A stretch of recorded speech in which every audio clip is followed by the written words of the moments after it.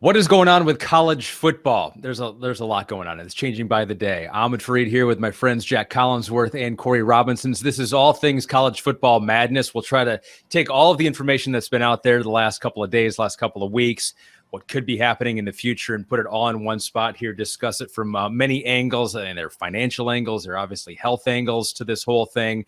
I mean, this is such a big topic, Jac, that we could probably talk for 2 hours here. And who knows, we may talk for 2 hours because there are so many things that go into actually playing a college football season that a year ago, I would have had no idea that we'd be talking about here today. I guess the best place to start with this one is that, so as soon as the first couple in the Power 5 fell, I got a text from a college coach that texted me and just said dominoes.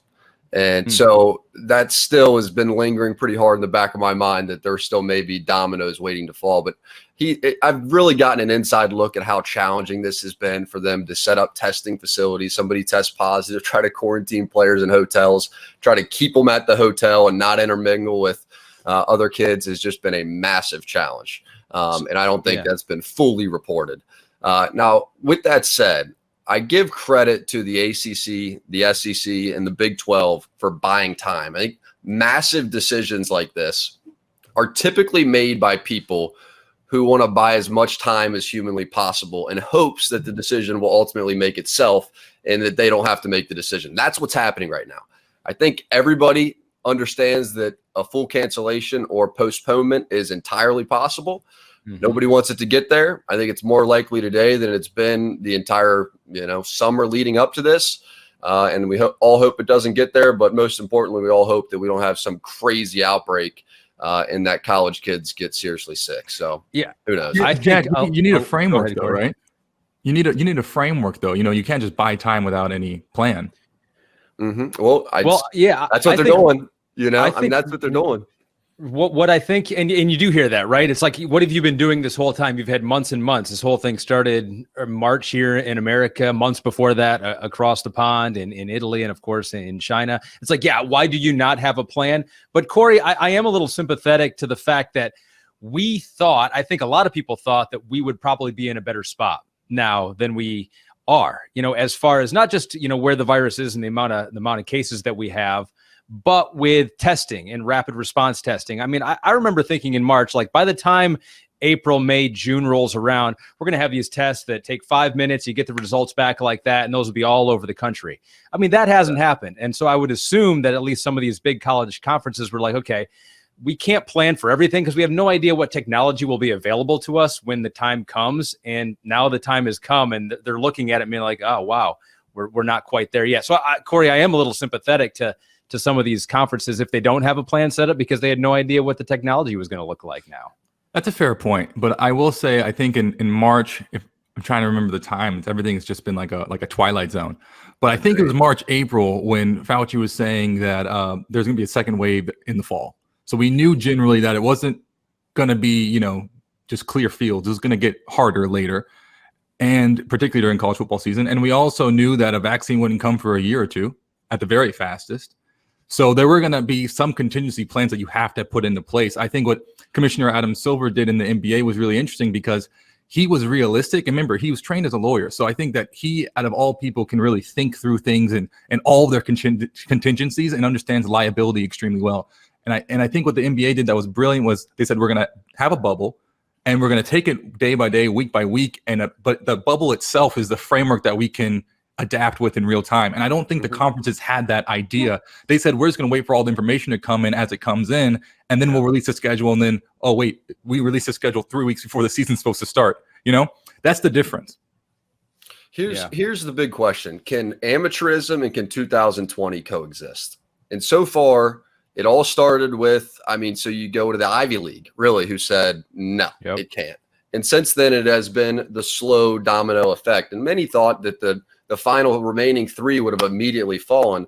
And now we're seeing the buy time process. But this happened today. And I think it's important to, as this evolves in 24-hour cycles and really more like 24-minute cycles, it's important to get the most recent.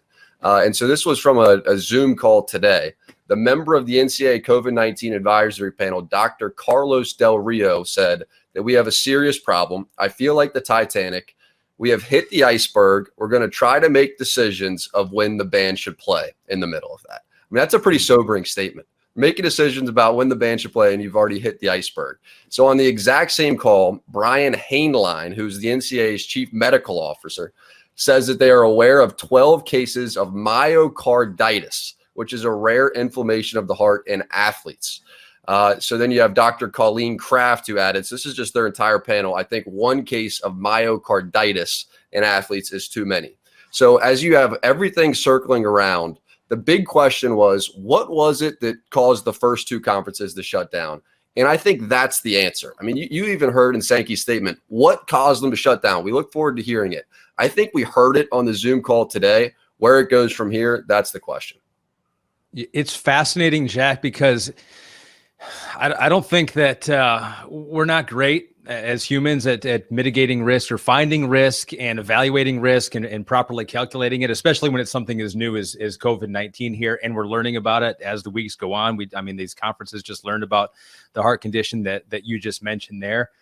But it's funny because I think COVID-19 coronavirus is not a risk that we're willing to take. We're not comfortable with that risk right now, because I was reading this story on the Mercury News website that's over there in the Bay Area, and it talked about here. Let me bring this up. It said COVID-19, according to multiple studies, can cause heart damage, just like you mentioned right there.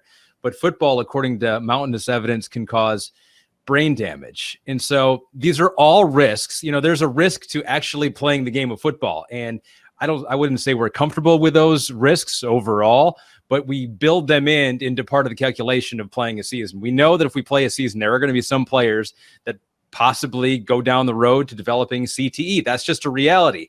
And we have come to the conclusion as a country, for the most part, that that's a risk that football players have been willing to take. This is so new with COVID-19. We may look back in 5 years, Corey, and say, you know what, we overstated the risk. You know, the heart condition wasn't that big of a deal. It was a slight a condition that lasted just a few months, and we were overly cautious with that. I think that is possible. That is possible that we look back and say that we were too risk averse with COVID-19 and college football players, but we just don't know that. And I think that's where the issue is for some of these conferences. Delaying it, more information is always good, but I think that the risk of what are we dealing with here and not knowing that explicitly is the biggest thing that you have to overcome. Yeah, I think when it comes down to risk, you have to understand what you're getting yourself into. And I think the uncertainty that you highlighted, Ahmed, is the key point here, is that people just don't know. It seems like every month there's something else that's coming out. Mm-hmm. And when you're trying to plan something, you know, basically you're steering the course, go back to the Titanic example of a giant ship that's $1 billion industry, right? You don't just do that flippantly.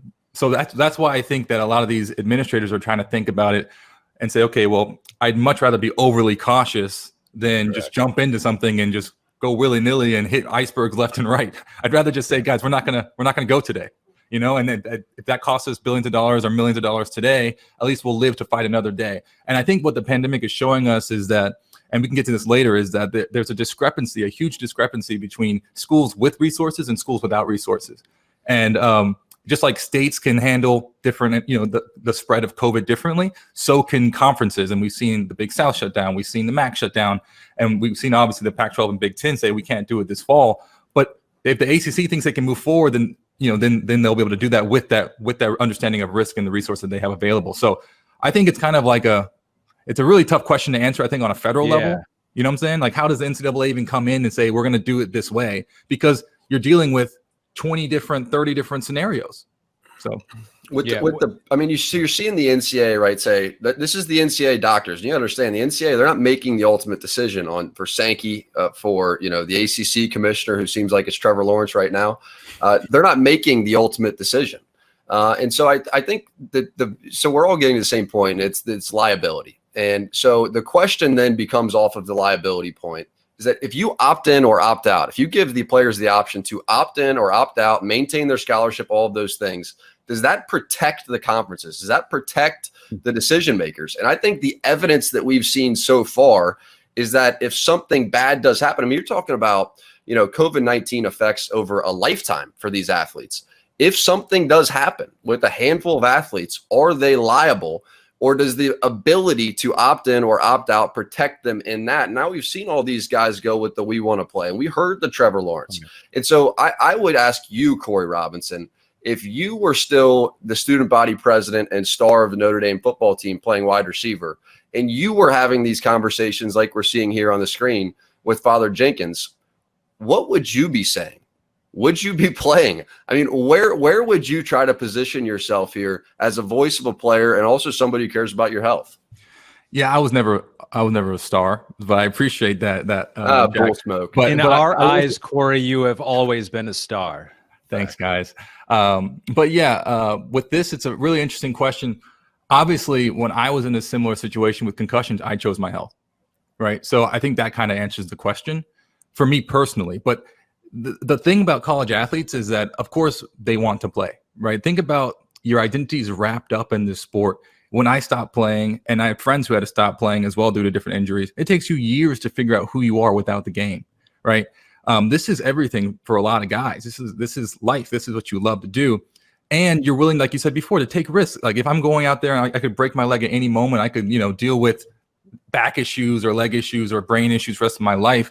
I think a lot of guys are saying, well, what's an additional risk? That's a 2% chance of dying, I would take that, I guess. And then I think that's what these guys are realizing. But I don't think you can, as an adult, as a Father John or as a Jac Swarbrick, you can't use that as a proper argument, I think, or reasoning to play the football season. You can't say our kids want to play, therefore we will play. I think that's irresponsible. I think as an adult, you have to realize, just like, with your own children or something like that, if they say, I want to go to this party or if I want to go to this school, I think you have to ask your children why, and then help them think through things that they don't understand and say, you're 18 now, but think about this when you're 40. Are you really willing to have myocarditis when you're 40 years old? Right. Just think about these things down the line. And that's an honest conversation that is heartbreaking, because these aren't just kids, these are young men and women who worked their whole lives for this opportunity. And you only get 4 years at it. So it's a really hard question, but I would be talking about that with Father John and with Jac. I'd be like, look, can you just help us understand the financials here? Help us understand the health risk and just talk to us straight up. Yeah, Corey, you just hit the important point, which is you believe that it should be the administrators making the decision and not the kids, meaning that an opt-in or an opt-out should not be enough to protect the liability of the institutions making these decisions. And that in and of itself makes me nervous that we're going to have no college football this fall. Well, without legal representation, I think if you're going to have an opt-in, opt-out, like those Pac-12 players said, at least let us have legal representation and have a lawyer pay for us to do this the right way. What if instead of a virus sweeping the world, it was just like this pandemic of lightning? I was kind of looking at some of the numbers on that, and it just speaks to just what you guys were saying here. It's like, what are there? The odds of being struck by lightning in a year are 1 in 1.2 million. They're on average every year about 20 to 50 deaths per year in the U.S. because of a lightning strike. But in every football game, what do we know? If there's lightning, not even at the stadium, if there's lightning in the area, what do? We all run off the field. We go, it's not worth playing. We all say that's if the lightning doesn't go away, we might even have to cancel the game and try to play it at another time. And so it's like, that's one of those things where you look at the numbers of it and you go, it's very unlikely that actually someone would be struck by lightning. Probably more likely someone in the stands as a fan would be hit than a player down there. But we don't even question it. We're just like, get off the field. We don't even want to take that risk. And there are some players that could say, I want to play through it. And we go, no, we're not going to let you do that as an administration, even though the risk is low, it's just a dumb idea. And so we're not going to let you do it. So I think it speaks to what you guys are saying, is that there has to be an adult in the room that just says, we don't know the risks. We don't know if this is even the right decision, but we are going to make the decision because this is what we are paid to do. And in some cases paid a whole lot of money to do. And I think it kind of goes into the other side of that, though, which I think we're kind of building to with the Trevor Lawrence talk there too, Corey. And I'd like your thoughts on what we saw here recently with some U.S. senators coming up with these college athletes' Bill of Rights. So I think in a lot of cases, coronavirus hasn't changed the world in a lot of ways. I mean, the world is changed, but I think it's accelerated changes that were going to happen anyway. And so this was a conversation that we had been having about college athletes and what their compensation is and what it should look like and what rights they should have as people who make a lot of money for these universities. And so I think coronavirus has accelerated that conversation. And so I'm just curious, again, as a former college athlete yourself, what you thought when you saw the U.S. Senators bring up this Bill of Rights bill here today. I thought it was really exciting. I think what we're realizing is, I think college athletes, like I think all athletes in general, are realizing the power that they have, particularly in mass. This came up in 2014 with Northwestern.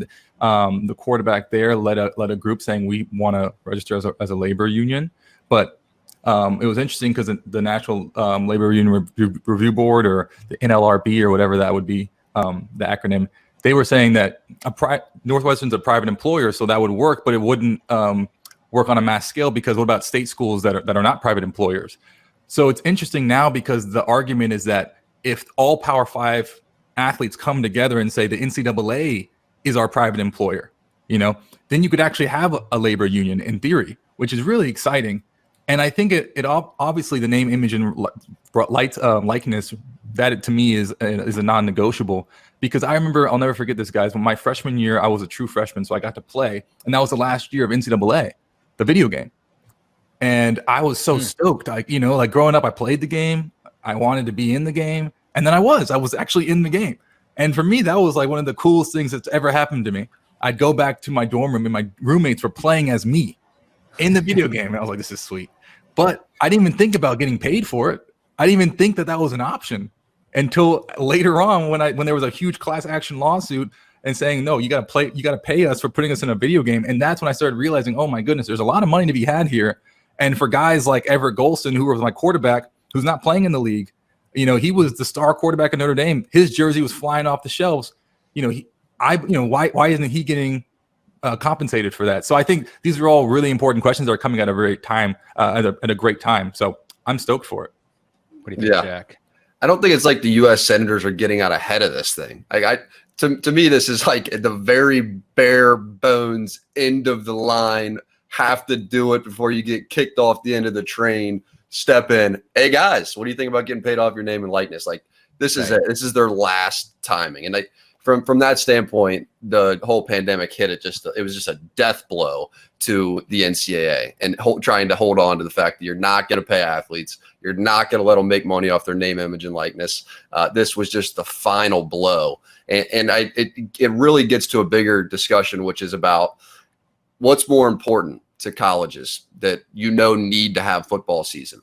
The ability to hold on to some sense of amateurism, or having a season in 2020. And I think that's now the decision that we're coming to. And we've seen the vast majority so far choose, we're going to try to hang on to some sense of amateurism until, the laws truly force us not to. And that's where we've got. Yeah. I think that's such a good point. What 2020 has done here is it's pulled back some of the curtain here, because I think oftentimes in our mind, and we know it's not 100% true, but we like the fantasy that the reason that coaches coach is because they love the game. The reason that players play is because they love the game. It's because they want to. It's not because they need to. And so here's a year where it's probably smart not to if you don't need to. A lot of the sports, every sport, is trying to play because we've seen they need to. These players aren't playing just for the love of the game. They're playing because they need to play. This is how they feed themselves, their family. They get paid very well for it. But you're seeing the same thing with college too, right, guys? It's like, Are we trying to play a college football season because that's just what we want to do and it's our passion? And if something comes up and there's a reason why we can't, we can't, but we would have rather done that. Or do we have to play it because we need to, because there's so much money on the line, and we're seeing that we have to play it in a lot of cases because we need to? Yeah, one thing that I thought was really interesting is this concept of, when you think about college football, you just think money, money, money. You're like, oh my God, how much money are they making? But I think it's similar to when I was in student government at Notre Dame. People thought that we had this huge endowment. They're like, you have a $10 billion endowment. Why don't we just put money towards something? But that's not how endowments work. Like money is earmarked. So you can't just say we have $10 billion. Let's just put $1 million towards this. And I didn't understand that till I sat down with the CIO of Notre Dame and actually had a conversation about how endowments work. And the same way, I don't think people know how the finances of college athletics work, right? That there's only a couple sports that are revenue generating, and that most athletic departments in the NCAA aren't even net positive. Like I'm looking at here at the NCAA, the most recent data from 2018, and in all of D1 FBS, only 29 schools were positive net generated revenue. So I mean, like That's out of hundreds of schools. So that I think is interesting, because with the revenue sharing deal that was outlined in that Bill of Rights, obviously when you're talking about like the median of those schools was 6.7 million, but obviously that's just the median. Who knows how much you're actually talking about, 40 something million all the way, all the way down. So in Alabama and Notre Dame, all those places, yeah, there's a really strong argument you need to have a revenue sharing agreement, but for the vast majority of colleges, you're not even talking to them. So I think that it's interesting when you think about how one or two sports can pay for the rest of sports on that athletic department kind of slate. Just like if you think about with music, Britney Spears on the label pays for every other artist on the label. You only need one big pop star to pay for everyone else to put music out. So in that sense, I understand that, like, if you actually don't play college football, there's going to be repercussions and fallouts for so many other athletes that spend their whole life being amateurs. Jack, back to your point, there is no path to the pros for them, and that's really unfortunate. Yep. Then you get to the point about, so what if we take the football season here and we take the remainder of these three conferences, SEC, ACC, Big 12, and we just combine the Power 5 and move it into the springtime? That now becomes the next, is this possible? And let's be honest, nobody knows what the hell we're doing. We're just asking a bunch of questions and seeing if there's any, possibility that this could be a better alternative to where we currently are. Here's my fear with that. You take all 5 of these power conferences, you try to move them into the springtime.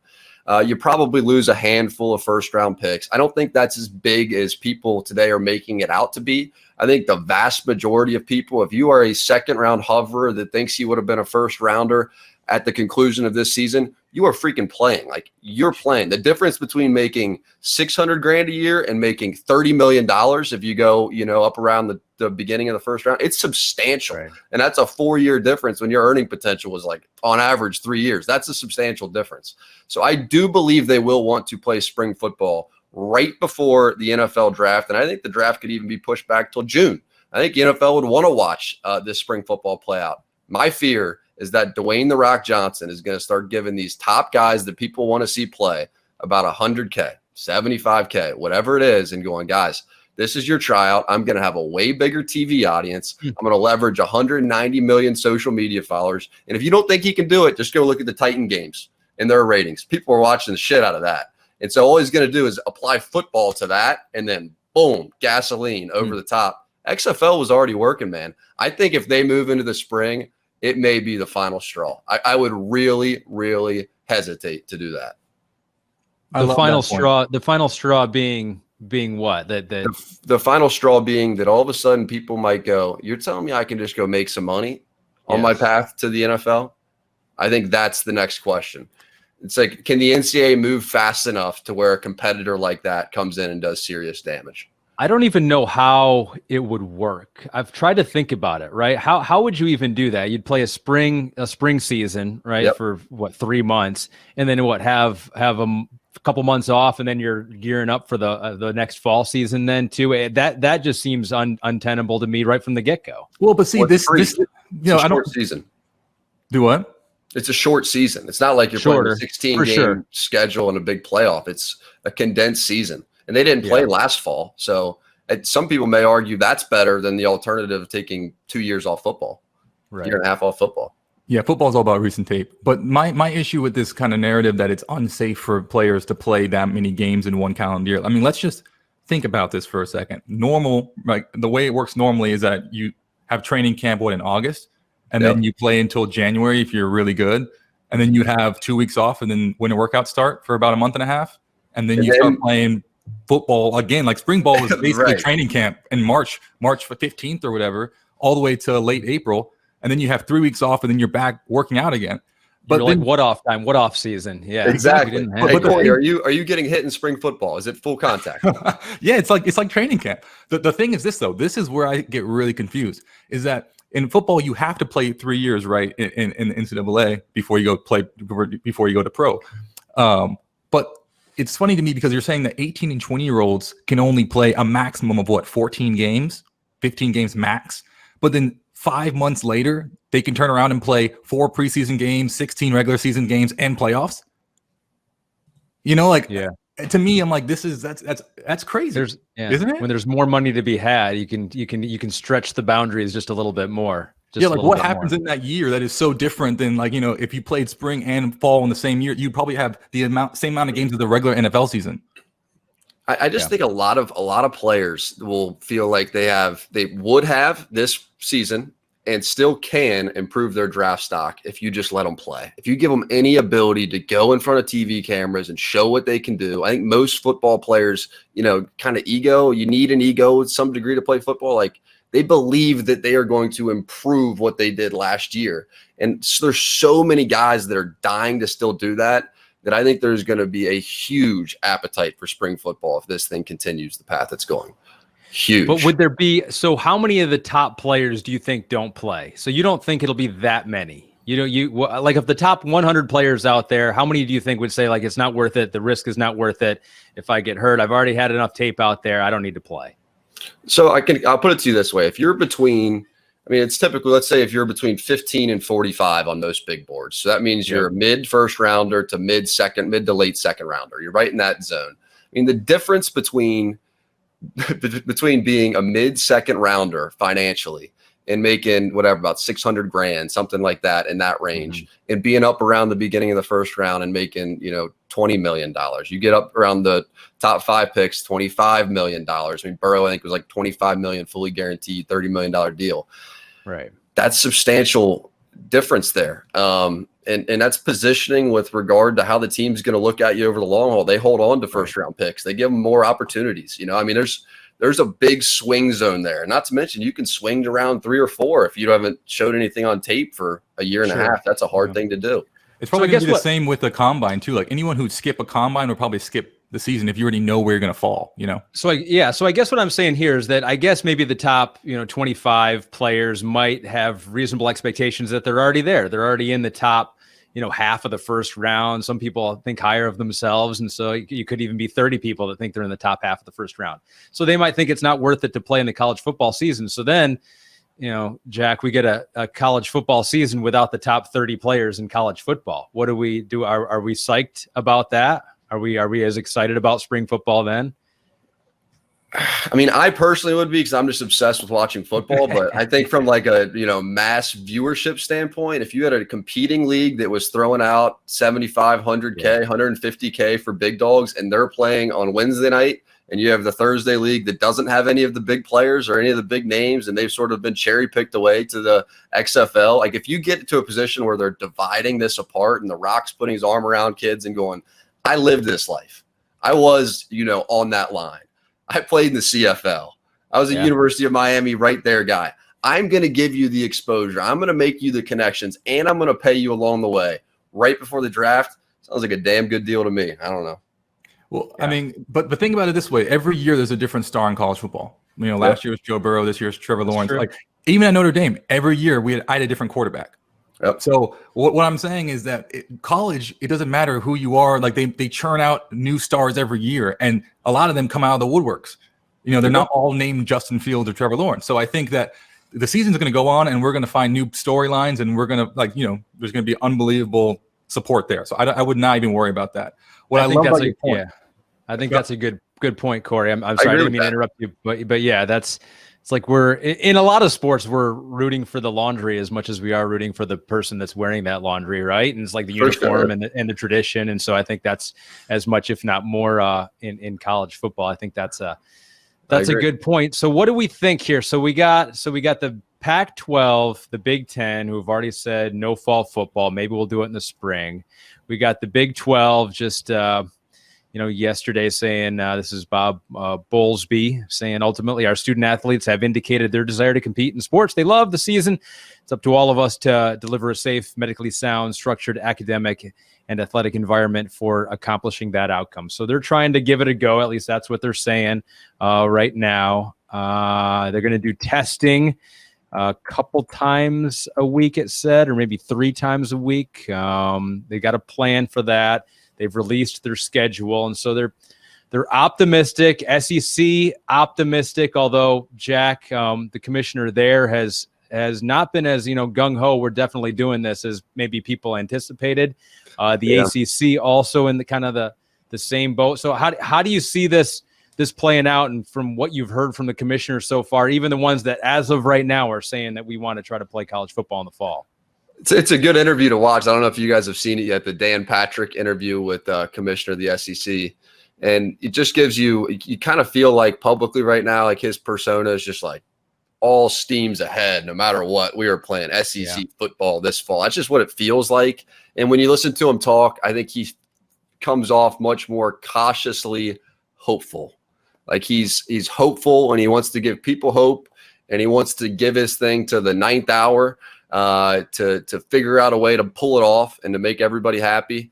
But that he understands that at some point, if the medical experts look at him and go, listen, man, I don't know about all this, that they are going to have to pull the plug. And I think it's as simple right now as having, think about how easy it is to have two doctors have two different opinions. It's as easy as it is for two journalists to have two different viewpoints. It's that simple. And so I think you truthfully have a case right now where the ACC, the SEC, the Big 12 have one medical opinion that's going, I think we can pull this off. And the rest are going, listen, you're out of your mind. I literally think it's that simple. It's two doctors, two different viewpoints, and two different outcomes. So what happens from there, we'll see. Yeah, and you got a lot of people out there that are going to say the same things that Joel Klatt has said, and he's tweeted out. I think he's got a YouTube video out there as well. Is that, if you're trying to talk about just totally safety, just we want to keep these players as safe as possible. There's an argument to be made that the safest possible place for these players is not out, not playing football, going to a party, perhaps unmasked if they're not having to condition for a game coming up on Saturday. But Corey, Joel makes the argument that the safest place for these football players is in these structures where they do testing, they've got trainers. And I mean, there's definitely an argument to be made for that. No doubt about it. I think mental health is something that's going to be a really big, important part of this season. I'm telling you, I think, like I said before, though, the schools with the resources who can afford to have everything almost like a bubble-like environment at their campus, have academics, provide academic support for their student athletes, mental health resources, so they don't really have to leave. They can everything's in-house. Those are the schools that are going to thrive, and I think the other schools that can't provide that, we're going to see a lot of issues. But I think one question that came up on Twitter that I thought was really fascinating is, how does this look with regular students, non-athletes? If you're going to say we're going to test our athletes at Clemson 3 times a week, but then the rest of the student body, good luck. We had that issue with the NBA, right? Where you're saying, okay, well, that's the NBA. How do they get so many COVID tests when no one else in the country can? But everyone was so sports hungry that they said it was fine. How does that look like in the fall? I think that's a huge point, because I just pulled up a story from the New York Times talking about, and we're worried about these super spreaders that are apparently out there. I don't think we really know how to identify them, but there's some studies out there that say 80% of the cases have come from 10% of the people. And those people have typically, according to some studies, have been younger in their 20s, 30s, and 40s, and they've been asymptomatic or never had any symptoms to the disease, but they're spreading it somehow to everyone else. And so I think that's another huge part of this whole discussion. I mean, it might not even be, the biggest discussion might not be college football, should they, shouldn't they? It might be universities across the country, hundreds of them, should they or should they not be bringing students to campus, Jac? And I think as of right now, I got a little pie chart right here. I found this on the chronicle.com's website. Looks like as of right now, you got 5% of universities in this country are going to go fully online, 14 hybrid model, 21% primarily in person, 2% fully in person. Then you got a lot of TBDs in there and trying to figure it out as we go. But I think that's a huge shoe to drop here, is what's going to happen, not on the football team when you bring them all back together, what's going to happen on this campus if you're trying to bring all these students back together? It is. And we started the entire thing by saying that, the big decision makers are just trying to buy as much time as humanly possible. And that is what's going on. They're saying, if we have 3 more weeks, well, then let's use 2 weeks and 5 days, if that's what it takes to look around at this thing. And I think the viability of this season comes down directly to 2 things. One, the state of the pandemic in America. Where are the cases regionally? Where are they located? And then number 2 would be the ability to control all the students coming back to campus. And you guys are smacking that point right now. And if you listen to Jack Swarbrick for 5 minutes, you will gather that is very important. When you try to intermingle athletes and students, what happens to our cases when we start testing these athletes every few days?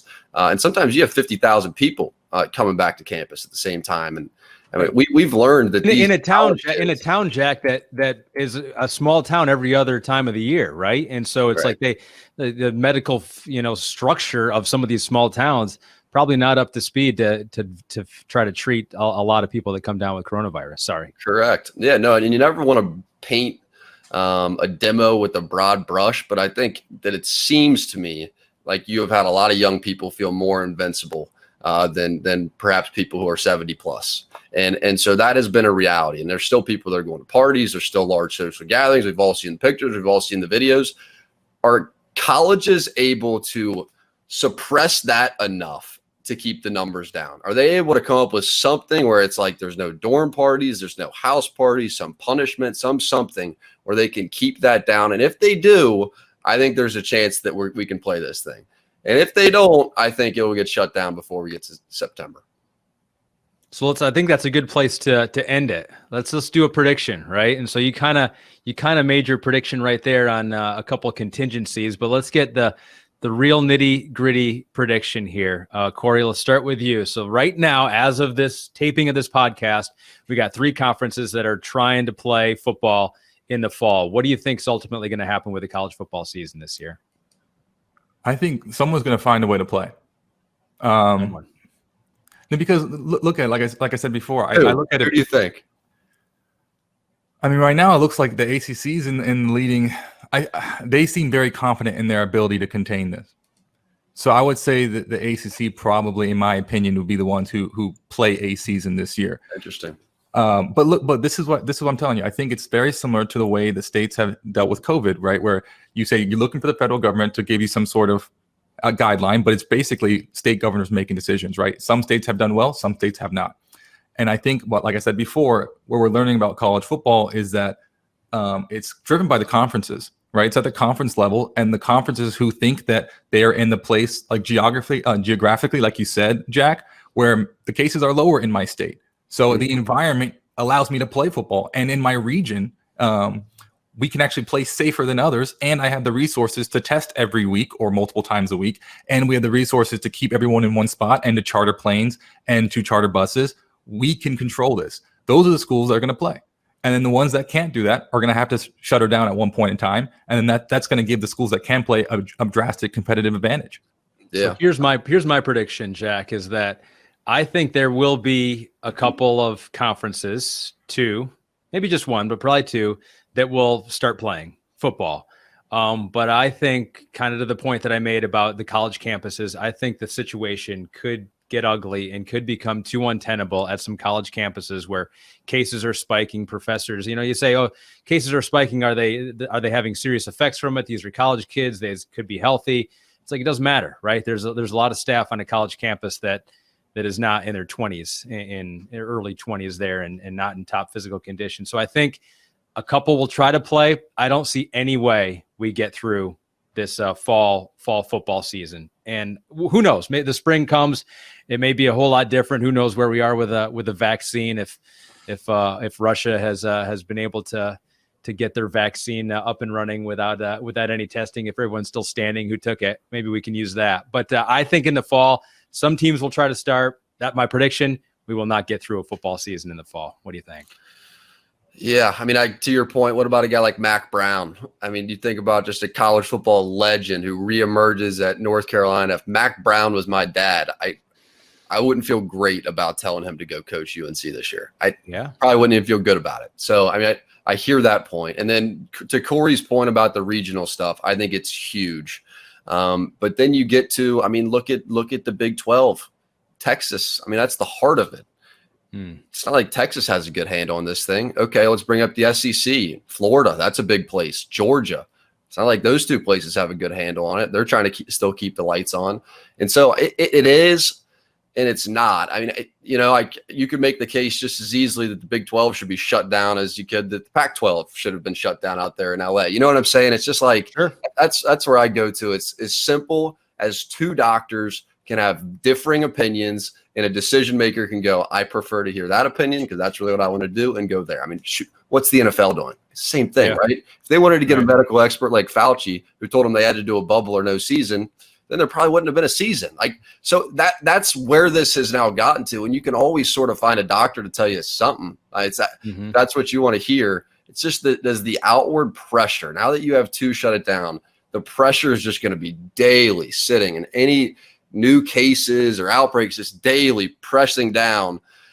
Where's the breaking point? I didn't think we were gonna have to make it a hard thing. I know. I was like, you guys are kind of bailing on this whole prediction thing. I was like, you guys understand a prediction. You kind of gave yours, Corey. You're like, well, you think they'll complete a season? Okay. I don't think they'll complete a season. Oh, they'll try. Okay. All right. Okay. I think the smartest point that I've heard is that they will start the season of some kind. It's going to look super weird, and that it's going to be really hard to keep the lights on. Yeah. I think so too, which sucks because all of us are huge college football fans. We're huge football fans, and all of this stuff sucks. And I think some of the times when, media talks about the harsh realities of trying to play in this environment, you get accused of not rooting for the cancellation of season. It couldn't be anything further from the truth for these 3 people here, because I would love to sit on my couch, watch college football, drink a beverage, and just enjoy it like there are no problems in 2020. But unfortunately, that's not the reality right now. Maybe it will be in 2021. Jac, Corey, that was super informative. I think that basically kind of sets the table of where we are right now. We could probably do this a week from now and have 10 new topics to talk about. But appreciate the time talking to that. We'll do it again soon, guys. Cheers, boys. I hope we have football. That's all we can say. Me too. Hi, I'm Mike Tirico, and thanks for watching. Make sure to hit subscribe for the latest news and highlights from NBC Sports.